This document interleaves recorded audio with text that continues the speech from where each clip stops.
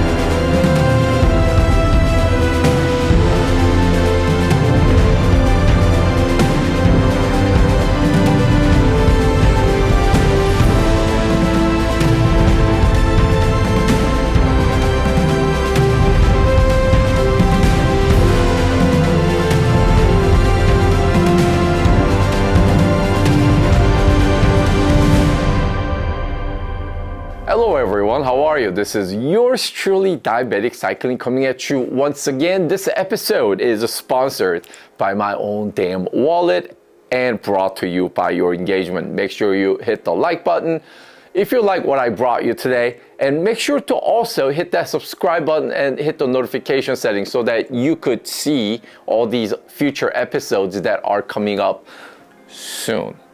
And then coming back to the Melee, and I believe Melee was introduced maybe 2 or 3 years ago. I'm not quite sure on exact timing, but this is their first gen Melee, and based on how bikes industry just works, I think it may be towards the end of its product life cycle. So I would not be surprised if we end up seeing second gen Melee at some point soon. I don't know, that's just my speculation. I am shooting this episode late March in year 2025. And therefore, you may be watching this episode with an interest to buy it as a brand new bike in 2025, or maybe you're watching this in the future and because you are looking at one that became available as a used bike. Let's talk about my build. As I mentioned earlier, Enve puts this out as either a chassis or a complete bike through their dealer network. I got the chassis with an intention of building it out the way I wanted to build it. You would see all the Enve fanboys out there have this bike in their possession built exactly the same way. Boring. Of course, my decision was largely driven based on the way I wanna build it, as well as, again, the popular choice for the wheels on Enve Melee is Enve SES wheels. However, as I mentioned earlier, I don't necessarily care for those wheels, so I took some liberty in building my bike out the way I wanted. Let's start you off with the wheels that I selected. I decided to roll on Reserve's 5362 wheel set running on DT240 hubs. So I guess you would say the wheels, the depth-wise, lean towards more aero than anything else. And this choice was made consciously, despite the fact that I own, and I still own, the SES 4.5 wheels, because I'm just not very fond of those wheels, which I'll share with you in a different episode why I don't care for them as much. And then the second item that I went against the everyman common build of Enve Melee is my handlebar.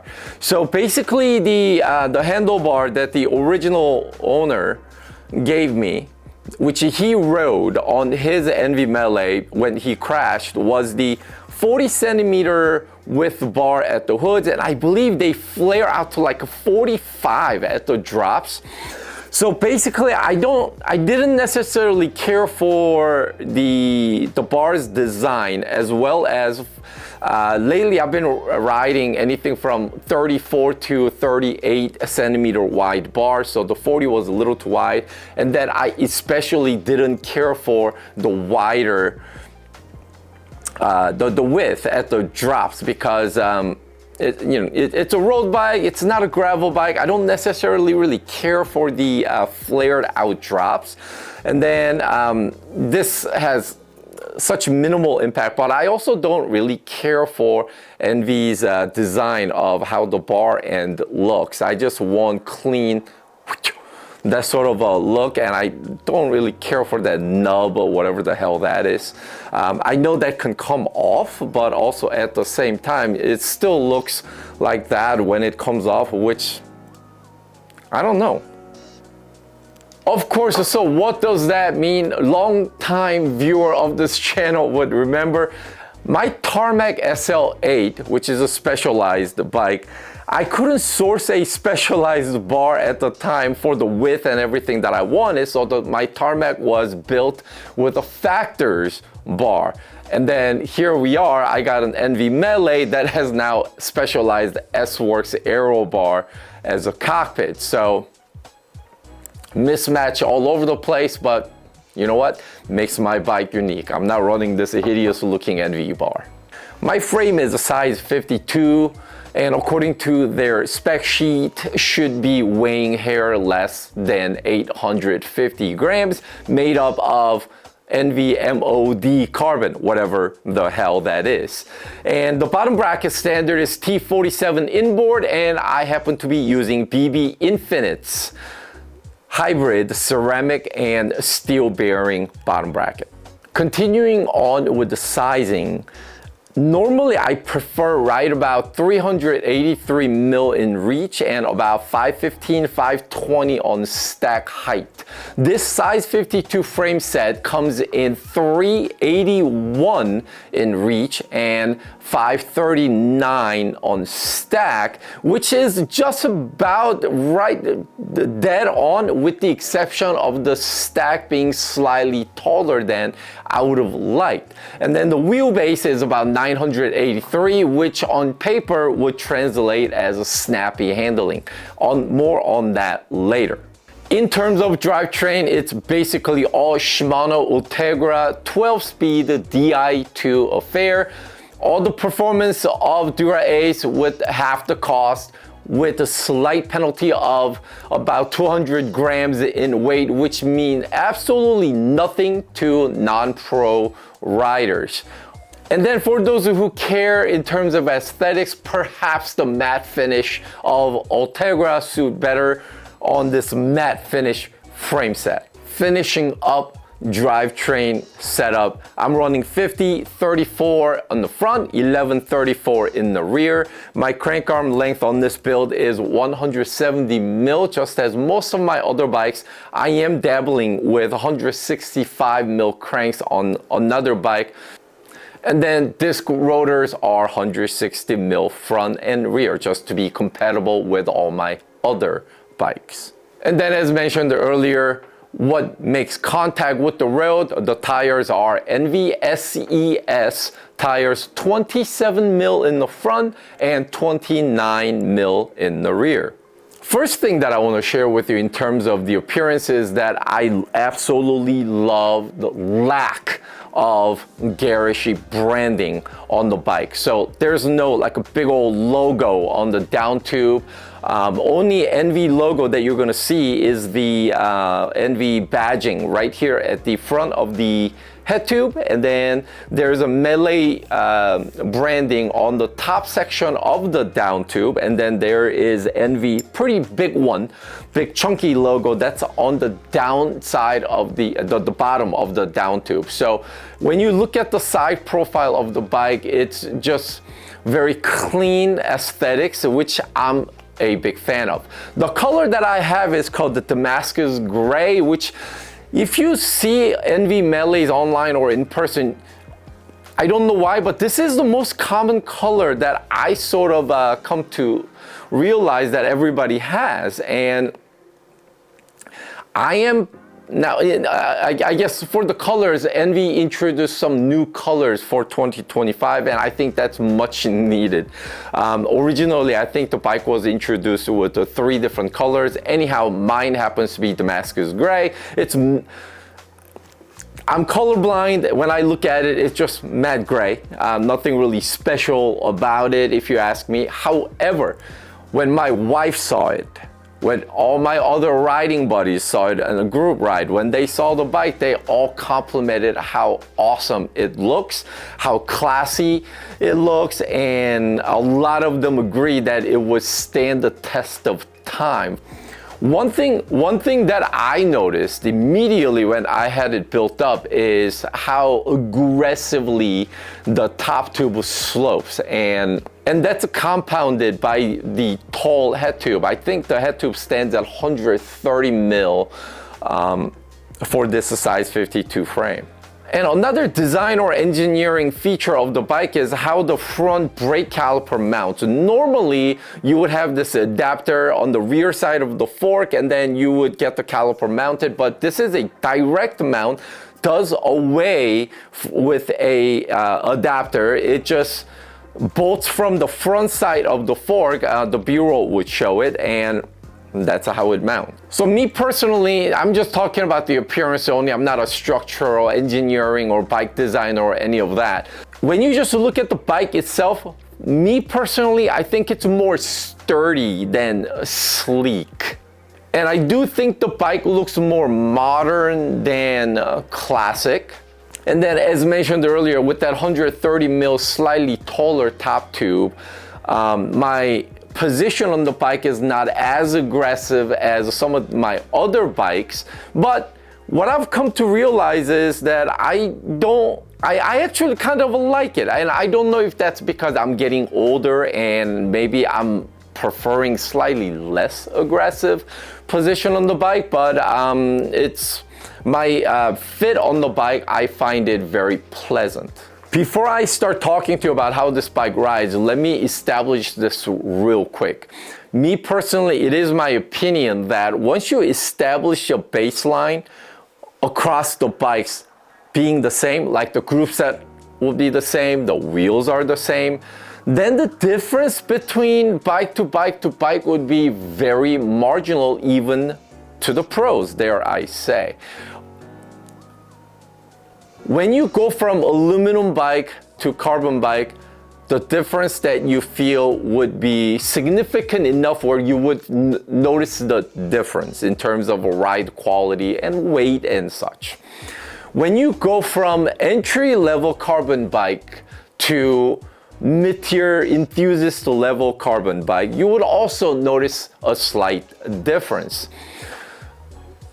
When you go to the top of the line, top of the totem pole bike, again, you would notice a slight difference, but basically once you go up certain level, once you get to certain level and anything above, that difference would be so marginal. I would even say maybe they're about 97% the same, and from bike to bike to bike, the differences that you are going to notice would be maybe 3%. I don't know. It's hard to quantify with the numbers. And therefore, this is where I tell people, because they're so similar and they're so well made, every company puts out good bikes right now. Nobody's making bad bikes. Well, although Super 6 Evo High Mod disappointed me greatly. So this is where you need to get a bike. If you are looking for a bike, you get a bike that's just calling your name, because you're really not getting something that's so inferior or something so much better. I mean, if bike A is so much better than every other bike, you know, all the pro teams would line up to ride that bike. So every bike I ride, I look to see that whatever the differences are, that would set apart a bike from the others. So did I find enough difference on my Melee? Let's discuss. Let's start with the handlebar. And I'll spend little time on this because it's not the standard Enve Melee handlebar that Enve would pair as part of the chassis that they put out.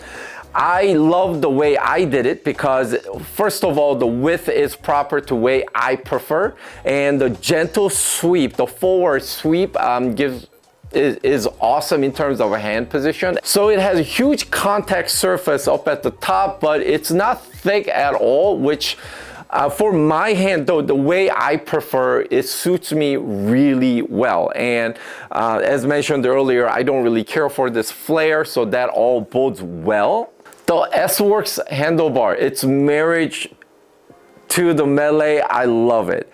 And because of the stem and the way Enve does the cable routing meant to be done with this handlebar of theirs, I actually had to have my mechanic Jeff drill a hole in the center of this S-Works handlebar to route the hydraulic brake housing through. Oh my God, it was drilling a hole into carbon. I'm not worried about it.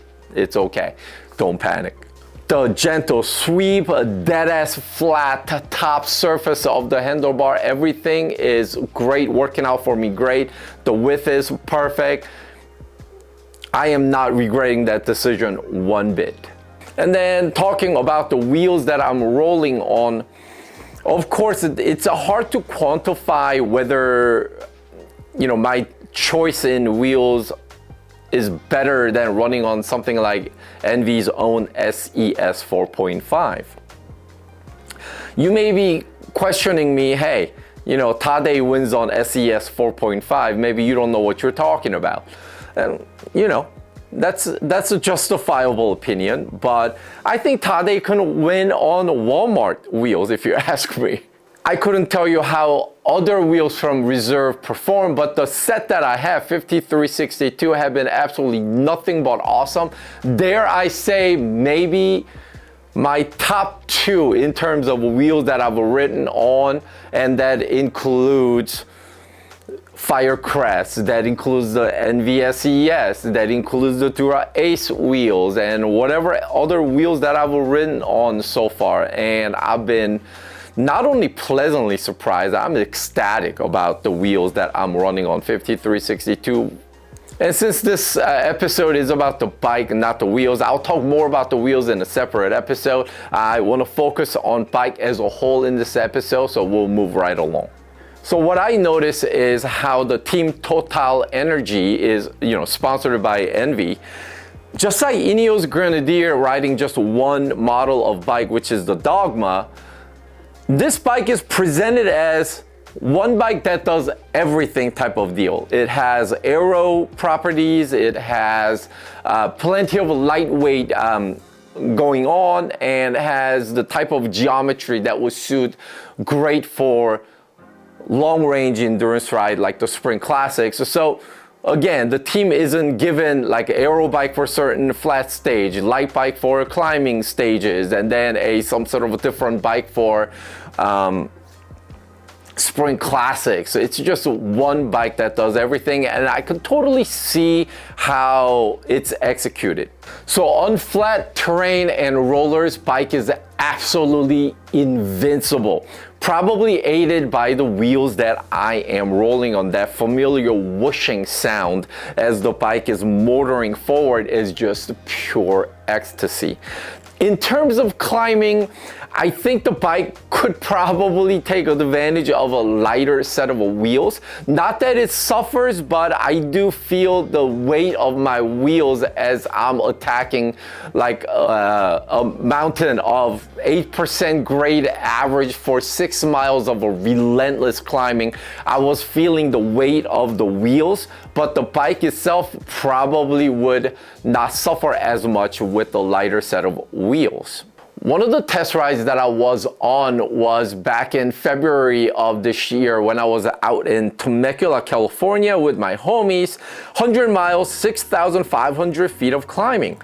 Make no mistake about it, it was a very hard day because of crushing headwind and then my weak legs.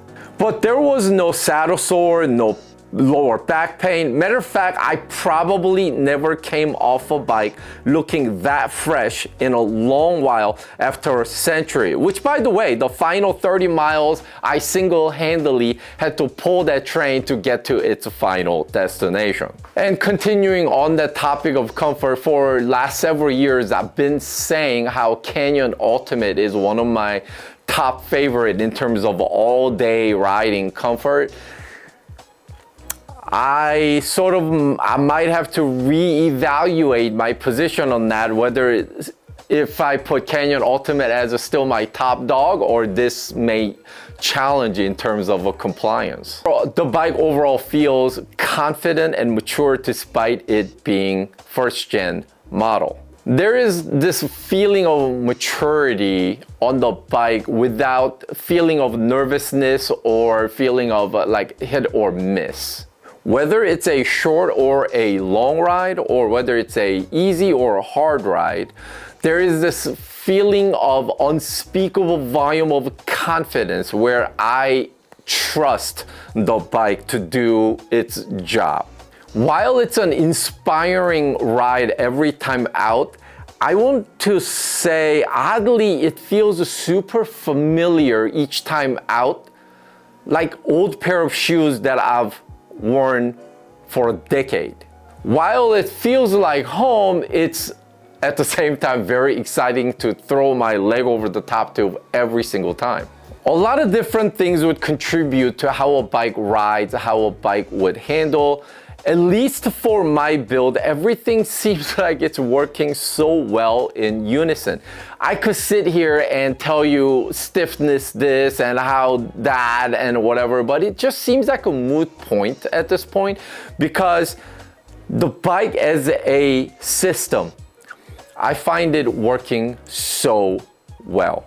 We might be nitpicking here, but let me take you through a few things. The mounting bolts for the front brake caliper facing forward exposed, that just seems like it would be a problem at some point in the future, because as dirt and dust would accumulate there, that could be a problem later on. Maybe I put some tape on the front or whatever to protect them, but I don't know if I'm worried about something that I don't need to. Now, the second point that I want to touch on is on the Facebook Enve Melee Frey Mog owner group, a lot of people complain how their seat post slips. Now, during my time, I mean, I've got bazillion miles on the bike and I've ridden the hell out of it. I have not had the seat post to really slip. I have a position marker on the back of the seat post to kind of see and monitor if my post is slipping. I have not seen that happen. Of course, I've torqued it down with the factory spec torque numbers, as well as the standard amount of carbon paste. I didn't go light or heavy. So that is not something I've personally experienced, but there are a lot of people that are experiencing that for what it's worth. And the final point on the cons, negative, I don't know if it's even that, but I do want to share with you this. So on the aforementioned Facebook Enve owner group, there is something that I've noticed over the last several months. I don't know if this is the stereotypical lawyer dentist bike situation, but here's what I've noticed. A lot of the bikes are up for sale in that Facebook owner group. So a lot of people build them up, a lot of people buy the bike, and then they seem to be on sale. I mean, there's a new bike coming up for sale in that group all the time, every day. I don't know why that is. I don't know if it's because one buys one and then quickly just want to move on to next newer and bigger and better thing, shinier thing, whatever. But I don't know what that means, but the ratio of number of bikes coming up for sale seems to be pretty high, which I don't understand why. Enve bike, for something that everybody pines for, it just seems remarkable to me how many come up for sale. If you're in that group, you know what I'm talking about. Now we are at the portion of the episode where I choose between this bike versus my past bikes. So 1 versus 1, here we go. Orbea Orca versus Melee. Believe it or not, the two bikes are very similar in personalities. One just costs a bit more than the other. If you're budget conscious, you go get the Orca. If your loaded money is no object, I guess, Melee would be all right. But that's a testament to how nice that Orca is built as a all-arounder type of a bike. Factor Austro VAM versus Enve Melee. So Factor Austro is a really good bike. I just don't think it should cost as much as it does. Of course, that same argument could be made here on the Enve Melee, but I think value proposition, and I cannot believe I'm saying this, but value proposition I think lies favoring Enve Melee. So I will take the Melee over Factor Austro. Pinarello Prince versus Enve Melee. Not sure why, but both feel like they appeal to the soul more than the logic. And then they ride incredibly similar despite the Prince weighing a little bit more than the Enve Melee. And appearance-wise, Prince has all the correct curves like Monica Bellucci, whereas the Enve Melee is, to me, like a Natalie Portman, Italian-American. You see my comparison here. It's very hard to pick out of the two, Prince and Melee, but suppose I would lean towards the Melee. Cervelo Soloist versus Enve Melee.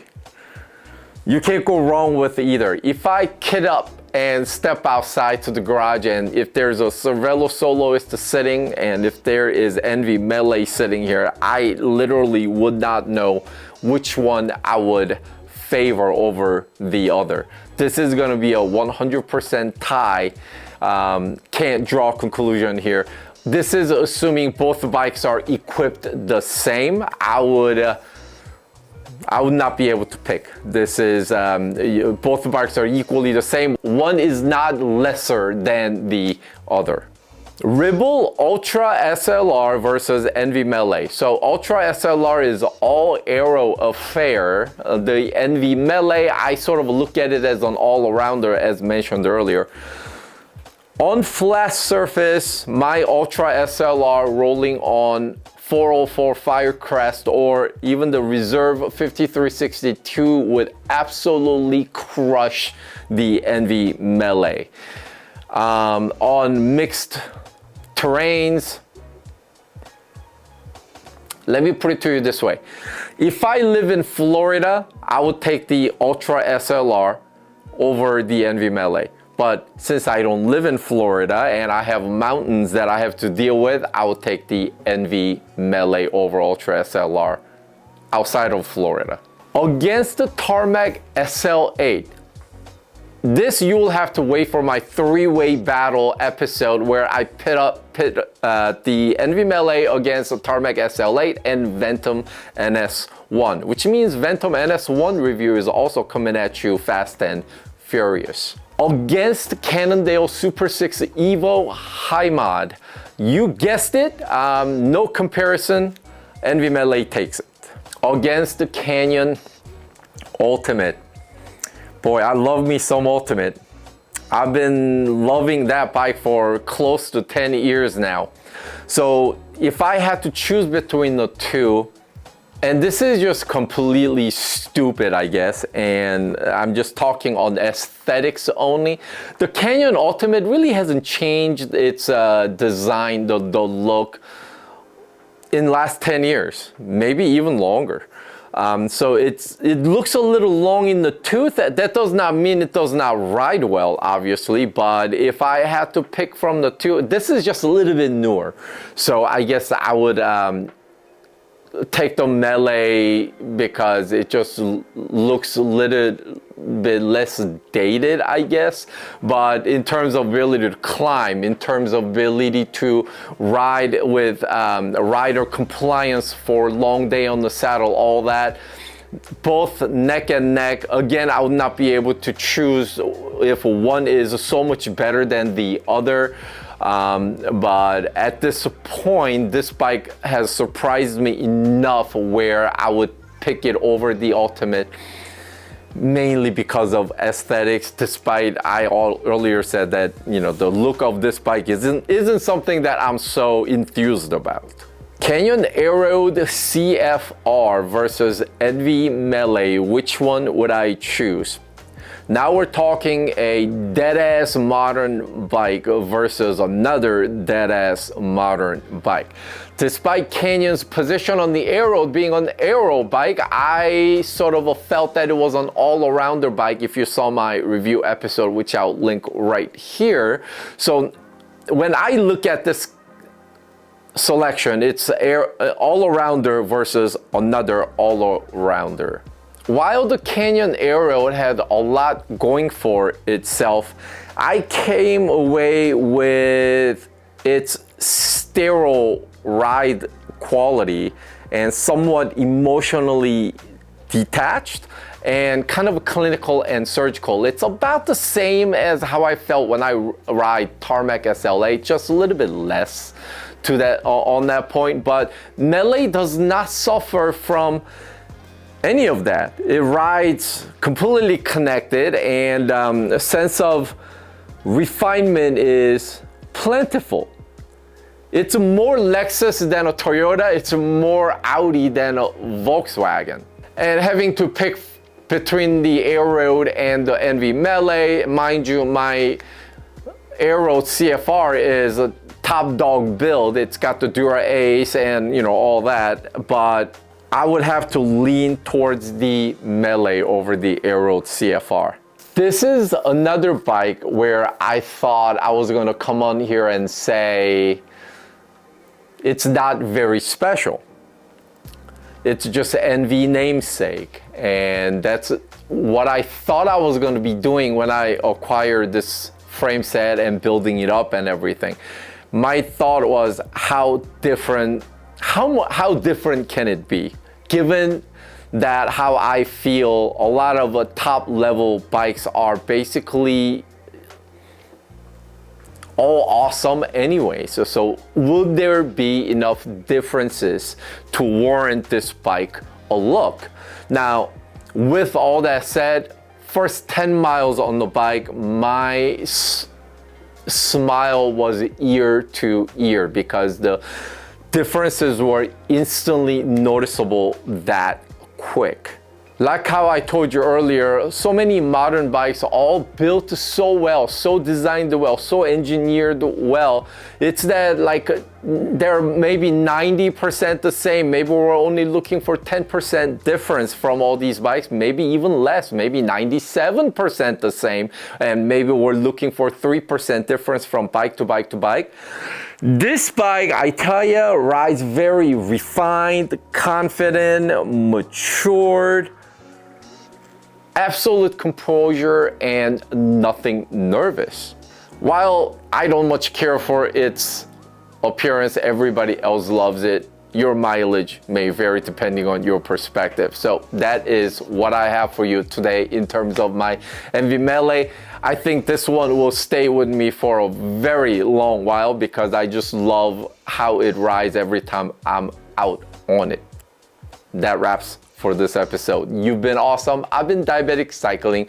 Until next time, be safe out there, keep the rubber side down, and mostly be good humans. I'm out.